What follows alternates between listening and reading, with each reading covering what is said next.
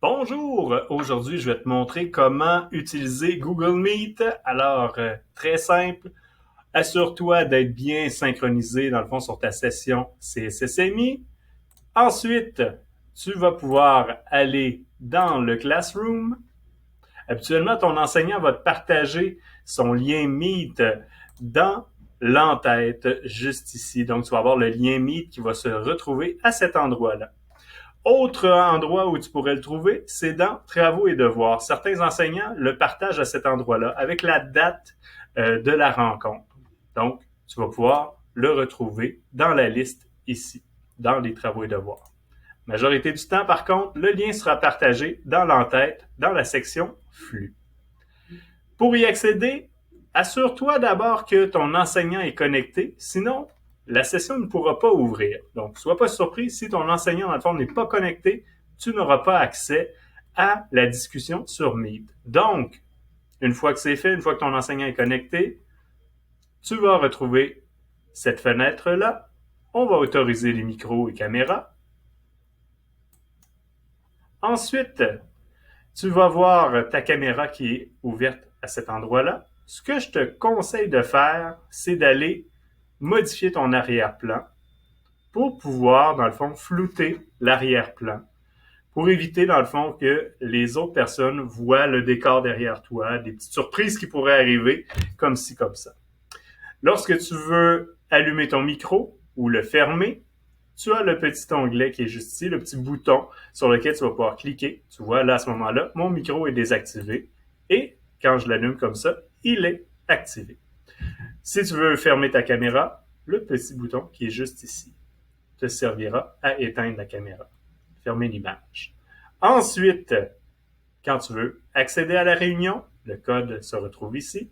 Tu vas pouvoir participer en cliquant comme ça.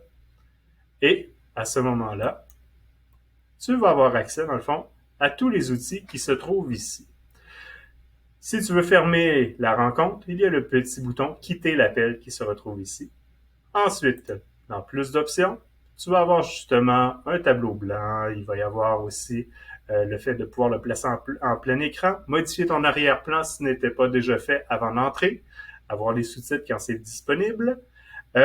Ensuite, utiliser le téléphone si c'est nécessaire et on peut passer à l'autre onglet qui est de présenter. Donc, à ce moment-là, tu pourrais partager les choses que tu as sur ton écran. Donc, si tu as un texte à partager avec ton enseignant, tu pourras le faire. Si tu veux lever la main pour poser une question, utilise la petite main qui est juste ici. Tu vois, il y a un petit onglet qui est apparu ici qui donne une notification à l'enseignant pour dire que tu as la main levée. On a encore l'onglet pour les sous-titres. Ensuite, désactiver la caméra ou le micro. Donc, encore une fois, si c'est nécessaire, tu peux aller les fermer. Ce que je te conseille, c'est de laisser ta caméra ouverte lorsque tu parles avec l'enseignant. Rien d'obligatoire par contre.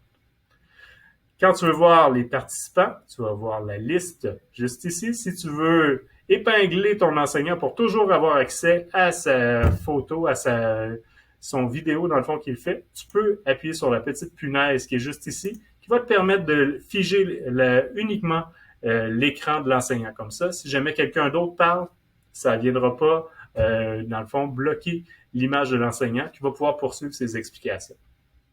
La majorité du temps, les enseignants, ce qu'ils vont pouvoir faire, c'est gérer le micro des participants. Donc, ils vont vous désactiver le micro, c'est-à-dire, pour, dans le fond, s'assurer d'avoir le contrôle de la situation et pouvoir parler et expliquer sans se faire déranger. Si jamais vous voulez écrire, il y a une section clavardage. Donc, c'est à cet endroit-là que vous pouvez écrire. Si vous avez une question, moi, ce que je vous conseille de faire, c'est d'écrire DDP pour droit de parole et d'envoyer ça dans le clavardage. Ça permettra à l'enseignant de faire le suivi sur les questions que vous avez pendant la présentation. Je vous remercie beaucoup et je vous souhaite une formidable année. Amusez-vous bien.